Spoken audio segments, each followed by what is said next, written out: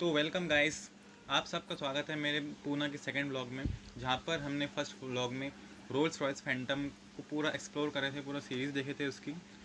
अब second blog में हम आ चुके हैं शनिवार वाड़ा के बाजू में एक कॉलेज है जिसका नाम है हरि भाई Desai college of commerce and science. शनिवार वाड़ा पुणे की मेन सिटी में सिचुएटेड है, जो कि अगर जो लोग ट्रेन से आ रहे हैं तो उनके लिए ये एक नज़दीक स्पॉट है विज़िट करने के लिए स्टेशन से। इन सिटी में सिचुएटेड होने की वजह से यहाँ पे आपको दिन भर और रात भर भी बहुत ज़्यादा ट्रैफिक देखने को मिलेगा। और बाहर अगर आप कार से आए हैं तो पार्किंग भी बहुत दूर करनी पड़ेगी, क्योंकि यहाँ पे तो बहुत पार्किंग फुल थी सुबह से ही। क्योंकि हम जब शनिवार वाड़ा पहुँचे तो वहाँ पे हमको पार्किंग नहीं देखने को मिल रही थी और हमको बहुत दूर उतरना पड़ा। जहाँ पर मैं अभी मोबाइल फेस कर रहा हूँ, मतलब उसी साइड में हमें लाल महल भी देखने को मिलता है।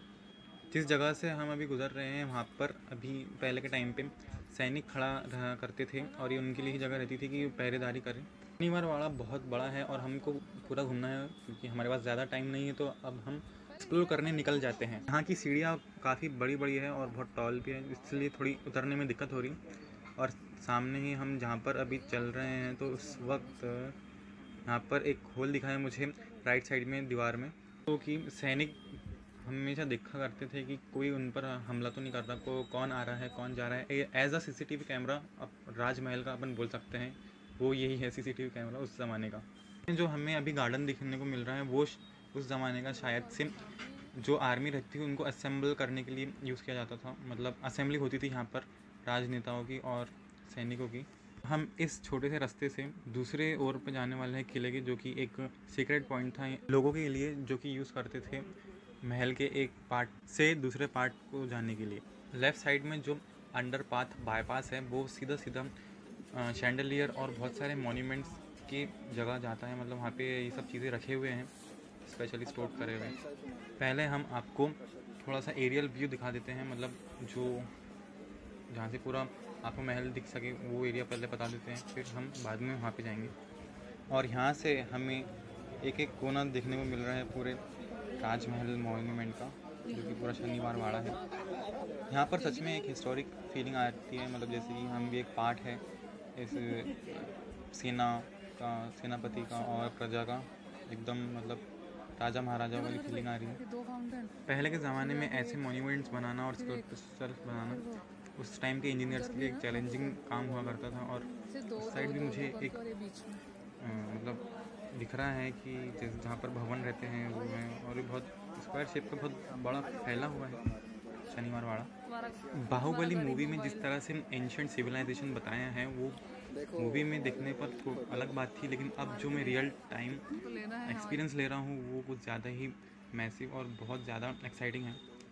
पूरी फीलिंग आ रही है जो कि कैसे पहले लोग रहते थे और कैसे मतलब ऐसे मॉन्यूमेंट्स बनाते थे, जो कि आज के टाइम पे पॉसिबल है लेकिन उस टाइम पे नहीं थे।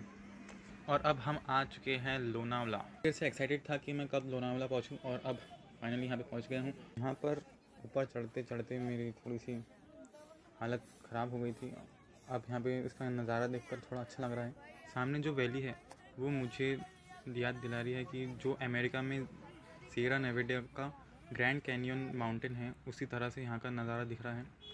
बट कमी सिर्फ इस चीज़ की है कि एक डॉज चैलेंजर SRT मिल जाए और काउबॉय मिल जाए जिससे हम रेसिंग लगाएं। अभी हम ट्रेमेंडस हाइट पर है, सीन का मज़ा लेना है तो हमें यहाँ पर फरवरी और मार्च के महीने में आना पड़ता है, क्योंकि जब बारिश रहती है तो ये पूरा ग्रीन हो जाता है और तब भी अच्छा लगता है। बट जैसे आपको थोड़ा सा रेगिस्तान और ऐसा सॉल्टी व्यू पसंद है तो आप फरवरी और मार्च के महीने में ज़रूर आइएगा। सामने का नज़ारा एक जो फ़ोटो रहती है ना, जहाँ पे हम कभी कैलेंडर में यूज़ करते हैं या फिर लैपटॉप जब खोलते हैं तो उस टाइम पे वॉलपेपर जो रहता है उससे कम नहीं दिख रहा है यहाँ का नज़ारा। एकदम पिक्टोरियल और इमेजिनरी मूवी सीन दिखने को मिल रहा है।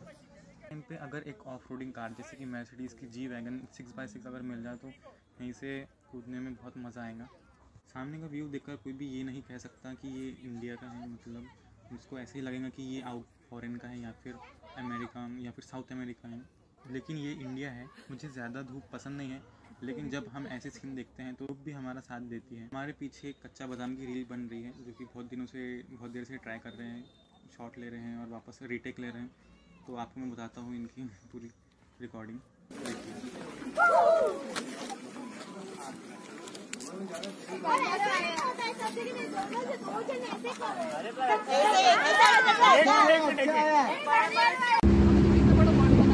तो फाइनली गाइस हम लोनावला से वापस पूना आ चुके हैं। जितनी एक्साइटमेंट हमें लोनावला पर चढ़ते टाइम थी उतनी ही पूरी वापस आते टाइम निकल गई, क्योंकि उतरना थोड़ा सा डिफिकल्ट जा रहा था हमें और उस टाइम पे शाम का भी टाइम था, तो जल्दी जल्दी उतरने के चक्कर में चोट लग गई। इस वक्त अभी हम बर्ड वैली लेक में रहे, इतने सारे एडवेंचर्स किए हैं, मतलब फोर्ट्स घूमे, फिर हम ट्रैकिंग करें, माउंटेन ट्रैकिंग। उसके बाद मैंने सोचा कि थोड़ी बोटिंग करी जाए, लेकिन वहाँ पे जैसे समंदर में ज़्यादा मज़ा आती है, लेकिन पूना में समंदर है नहीं, तो फिर हम लेक में ही चले गए। काफ़ी मज़ा आ रही है, लेकिन जब मैं बोट में बैठा था थोड़ी सी फ्लोट हो रही थी, जैसे मुंबई में हुई थी, लेकिन ये थोड़ी छोटी है तो थोड़ा डर लग रहा था। फिर अभी हाई स्पीड में चल रही है तो काफ़ी मज़ा आ रहा है। सूरज की फ़ोटो कहीं से भी ले लो और उसका रिफ्लेक्शन इतना खूबसूरत पड़ता है शाम के टाइम पे, बता ही नहीं सकते। जैसे अभी ये लेक पर पड़ रहा है ना, ये जो बोट है हमें पूरे लेक घुमा रही है। अब जहाँ से शुरू करते हैं वापस वहीं पर ही जाएंगे अभी हम, और वहाँ पे पूरा मतलब बाउंड्री कवर कर रही है ये लेक की। भी हम कहीं घूमने जाते हैं तो टाइम बहुत फास्ट जाता है। वैसे ही अगर कॉलेज की बात करें या फिर पढ़ाई करने बैठे तो टाइम निकालना बहुत मुश्किल होता है, और मुझे तो पता ही नहीं चल रहा कि मैं कब लोनावला पहुंच जा रहा हूँ, कब शनिवार वाड़ा पहुंच जा रहा हूँ, और कब पूना, कब मुंबई। बस उसी जब इंजॉयमेंट करते रहो तो बहुत जल्दी जाता है टाइम।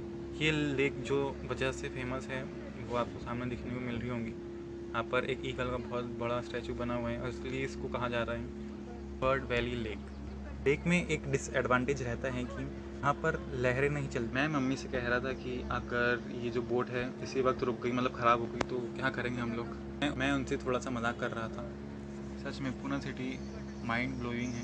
यहाँ पे हमें हर टाइप की टूरिस्ट अट्रैक्शन देखने को मिलती है, चाहे वो नेचर से हो या फिर हिस्टोरिक से रिलेटेड हो या फिर मॉडर्न सिविलाइजेशन से भी रिलेटेड हो। हर टाइप की हमें यहाँ पे वैराइटीज़ देखने को मिलती है। यहाँ का पानी बहुत ठंडा है। सूरज की रोशनी की वजह से यहाँ पर मरीन लाइफ देखने को मिल रही है। लेक के अंदर फिशेस दिख रही हैं, स्नैक्स दिख रहे हैं। लेक घूमने के बाद वापस हम आ गए हैं भक्ति शक्ति गार्डन, जहाँ पर हम पहले भी रात में गए थे, बट मुझे ऐसा लगा कि वहाँ पे रात थी तो थोड़ा सा व्यू अच्छा नहीं आया, तो मैंने सोचा कि फिर डे टाइम में आपको दिखा दूँ यहाँ का व्यू। और हमने एक जगह की टिकट्स बुक पहले से करके रखी थी, आपको अभी आने वाले टाइम में पता चल जाएगा। यहाँ से अब हम जाने वाले हैं पूना के क्रिकेट स्टेडियम में। यहाँ पर मेरे जीजाजी सलमान भाई की कंपनी का मैच था। ये स्टेडियम काफ़ी बड़ा है। पहले यहाँ पर पब्लिक नहीं थी, लेकिन फिर धीरे धीरे बढ़ने लग गई पब्लिक, और अगर हम IPL के टाइम पे जाते थे यहाँ पर तो ज़रूर IPL का मैच देखते थे। फिर हम क्रिकेट स्टेडियम से वापस घर आ गए जल्दी, क्योंकि दिन भर से बहुत एग्जॉस्ट हो चुका था मैं, इधर उधर घूमना, और फिर फाइनली घर पे आके थोड़ा रेस्ट मिला और बहुत नींद आई। उम्मीद है आप सबको मेरा ये पूना का ब्लॉग पसंद आया होगा, और प्लीज़ मुझे लाइक कर दीजिए, शेयर कर दीजिए।